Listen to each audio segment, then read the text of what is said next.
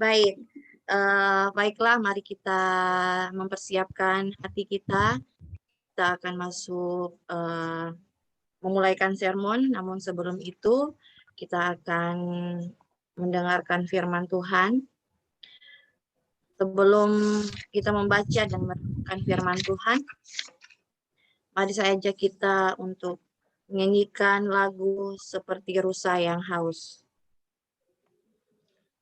Seperti rusa yang haus, rindu aliran sungaimu, hatiku tak tahan menunggumu, bagai tanah gersang menanti datangnya hujan.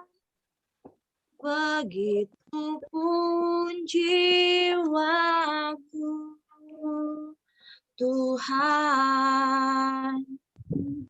hanya Engkau pribadi yang mengenal hatiku, tiada yang tersembunyi bagimu. Seluruh isi hatiku Kau tahu, dan bawaku untuk lebih dekat lagi padamu, tinggal dalam indahnya dekapan kasih-Mu. Baik Bapak Ibu, mari kita mempersiapkan bacaan firman Tuhan kita pada saat ini. Firman Tuhan pada saat ini terdapat dalam Mazmur 85. Mazmur 85 ayatnya yang ke-9 hingga ayatnya yang ke-14. Mazmur 85 ayat yang ke-9 hingga ayat yang ke-14. Namun sebelum itu, mari saya ajak kita satu dalam doa, kita berdoa. Bapa di sorga, terima kasih, kami bersyukur atas kasih penyertaan-Mu Tuhan. Di sepanjang hari ini Engkau telah menuntun dan menyertai pekerjaan dan aktivitas kami masing-masing. Hingga pada saat ini Bapa, kembali kami boleh berkumpul melalui Zoom pada malam hari ini, di mana kami akan melakukan sermon. Namun sebelumnya itu Bapa, kami akan membaca serta merenungkan firman-Mu. Kiranya Tuhan Engkau yang memberkati firman yang akan kami dengarkan saat ini, kiranya juga Engkau yang memberkati hamba-Mu yang akan memberitakan firman-Mu, kiranya Engkau memberikan hikmat, akal budi, kepandaian Bapa, agar dapat memberitakan firman dengan baik. Begitu juga buat teman-teman yang mengikuti sermon pada saat ini juga Tuhan berkati. Bapa di sorga, pada saat ini kami akan menyambut firman-Mu, dalam nama-Mu kami berdoa dan mengucap syukur. Haleluya, amin. Amin. Amin. Ya, bacaan kita pada malam hari ini terdapat dalam Mazmur 85 ayatnya yang ke-9 hingga ayatnya yang ke-14. Mazmur 85 ayatnya ke-9 hingga ke-14, firman Tuhan berkata demikian. Aku mau mendengar apa yang hendak difirmankan Allah Tuhan. Bukankah Ia hendak berbicara tentang damai kepada umat-Nya dan kepada orang-orang yang dikasihi-Nya, supaya jangan mereka kembali kepada kebodohan? Sesungguhnya keselamatan daripadanya dekat pada orang-orang yang takut akan Dia, sehingga kemuliaan diam di negeri kita. Kasih dan kesetiaan akan bertemu, keadilan dan damai sejahtera akan bercium-ciuman. Kesetiaan akan tumbuh dari bumi, dan keadilan akan menjenguk dari langit. Bahkan Tuhan akan memberikan kebaikan, dan negeri kita akan memberi hasilnya. Keadilan akan berjalan di hadapannya, dan akan membuat jejak kakinya menjadi jalan. Saudara-saudara yang dikasihi Tuhan, setiap kita pastilah pernah melewati masa-masa penantian, entah itu penantian dalam hal apapun. Masa penantian bisa juga mempengaruhi penantian suasana hati dan kehidupan kita. Bahkan tidak jarang juga kekhawatiran bisa muncul dalam masa-masa penantian. Rekan-rekan sekalian, masa penantian pernah juga dialami oleh bangsa Israel ketika mereka berada di pembuangan Babel selama 70 tahun mereka hidup di dalam pembuangan. Bergumul jatuh bangun dalam iman mereka, mengharapkan belas kasihan Allah untuk membawa mereka kembali ke Yerusalem. Dan Allah mendengar doa mereka, dan Allah membawa mereka, bangsa Israel itu, kembali ke Yerusalem. Sesampainya di Yerusalem, ternyata apa yang mereka saksikan tidak sesuai dengan apa yang mereka harapkan. Puing-puing reruntuhan masih berserakan, dan bangunan-bangunan yang juga banyak yang tidak utuh termasuk rumah dan juga tanah. Keberimanan bangsa itu ditantang kembali. Apakah dengan demikian bangsa itu akan mundur atau menyatakan bahwa rancangan Tuhan tidak sempurna? Atau juga mengatakan bahwa keadaan itu tidak baik untuk keberlangsungan hidup mereka? Saudara-saudara yang dikasihi Tuhan, pada saat ini kita melihat dalam Mazmur 85 ayatnya yang ke-9 hingga ayat yang ke-14, sangat menguatkan kita ketika kenyataan tidak sesuai dengan apa yang mereka harapkan.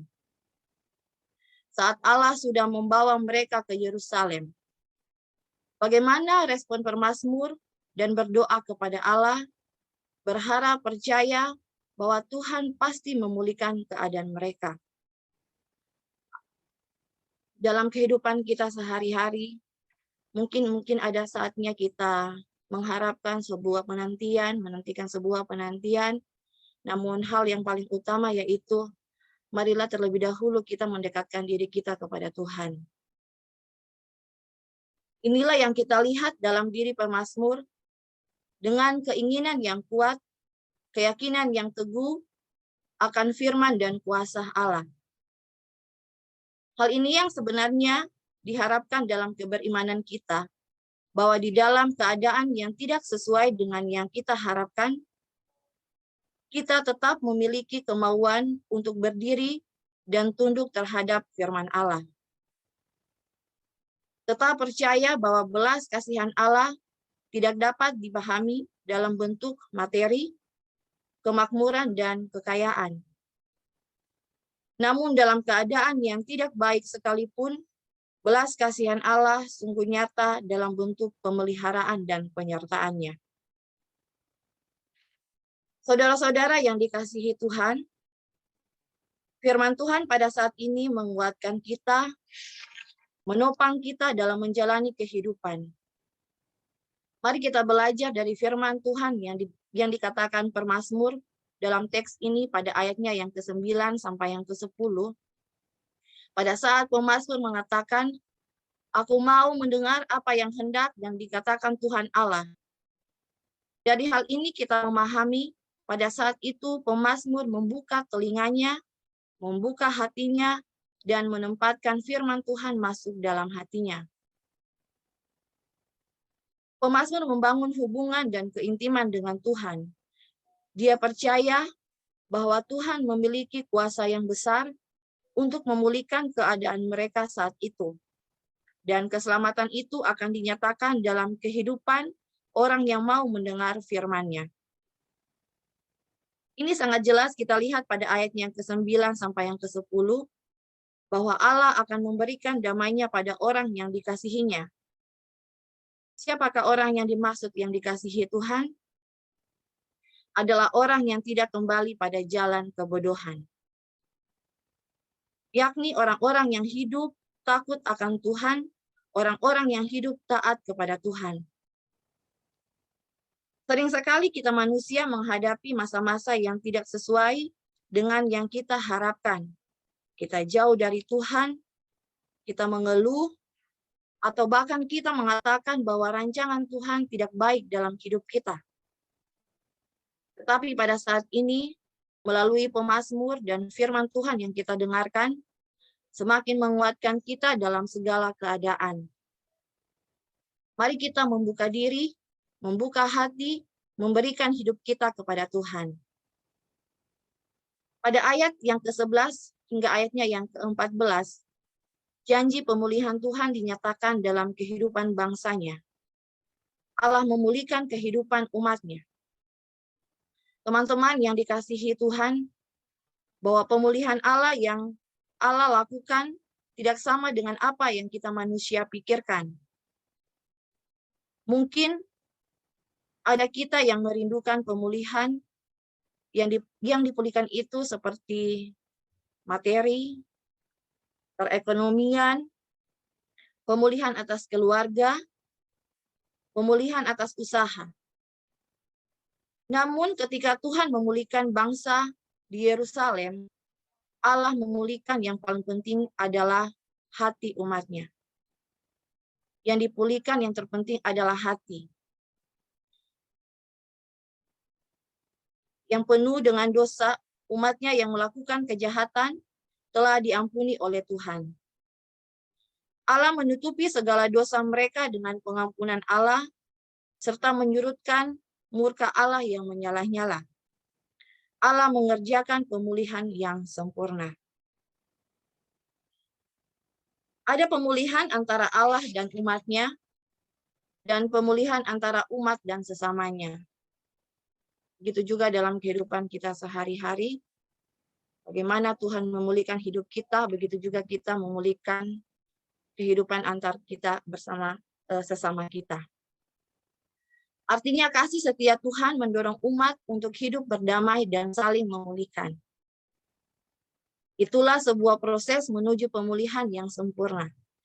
Oleh karena itu, kita semua diajak mengikuti jejak pengampunan Allah untuk saling berdamai, saling mengampuni, serta memperlakukan kasih dan keadilan. Mungkin saat ini kita merindukan pemulihan apapun itu, ingatlah terlebih dahulu untuk meminta kepada Tuhan, supaya Tuhan memulihkan hati kita. Tuhan memulihkan hidup kita dari segala keberdosaan dan kejahatan yang kita lakukan. Seperti yang dikatakan dalam Injil Matius, carilah dulu kerajaan Allah, maka semuanya akan ditambahkan kepadamu. Jika kita datang dan sungguh memohon kepada Tuhan atas pemulihan dosa kita, maka Tuhan akan menambahkan hal yang lainnya dalam kehidupan kita. Percayalah, Allah mampu memulihkan kehidupan jasmani dan rohanimu. Mari kita percayakan kepada Tuhan seluruh kehidupan kita, sehingga hidup kita, hati kita, benar-benar sudah disucikan oleh Tuhan. Kiranya kasih Tuhan, damai sejahtera Allah nyata dalam hidup kita semua. Amin. Amin.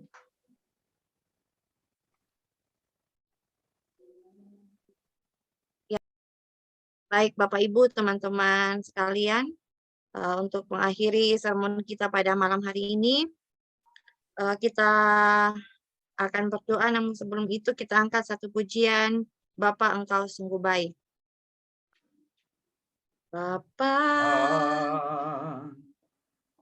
Engkau sungguh baik, kasih-Mu melimpah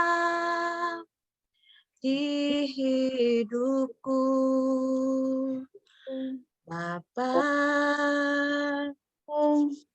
Ku berterima kasih berkat-Mu hari ini yang Kau sediakan bagiku. Tunaikan syukurku buat hari yang kau beri. Tak habis-habisnya kasih dan rahmat-Mu selalu baru dan tak pernah terlambat pertolongan-Mu besar setiamu di sepanjang hidupku. Mari kita satu dalam doa, kita berdoa. Bapa di surga, terima kasih buat kasih setia-Mu Tuhan, buat penyertaan-Mu. Pada saat ini kami telah melaksanakan sermon. Terima kasih Bapak buat semua hal-hal yang sudah kami bicarakan, yang sudah kami persiapkan untuk pelayanan kami di hari Minggu nanti. Kiranya Tuhan, Engkau yang akan memberkati semua kami yang akan bertugas. Kiranya Engkau memberikan kesehatan serta kekuatan. Begitu juga Tuhan buat rencana pengurapan serta penetapan di hari Minggu nanti, kiranya juga Engkau yang akan memberkati, biarlah semuanya itu boleh berjalan dengan baik, sesuai dan seturut dengan kehendak Tuhan. Kiranya juga Tuhan Engkau yang akan memberkati kami semua yang ada di Zoom ini, biarlah Engkau yang selalu memberkati setiap pribadi kami Bapa. Terlebih khusus juga Bapa, kami mau berdoa buat Penatua Reni yang rencana besok subuh akan melangsungkan penerbangan ke Poso. Tuhan tuntun sertai dia, jaga dan lindungi dia Bapa agar dia boleh tiba di tempat tujuannya dengan penuh selamat. Bapa di sorga, begitu juga kehidupan kami di sepanjang malam hari ini Bapa, kami mau serahkan ke dalam tangan pengasihan-Mu. Inilah doa dan permohonan kami di dalam nama Tuhan Yesus. Kami sudah berdoa dan mengucap syukur. Amin. Amin. Amin. Terima kasih Nona Ul.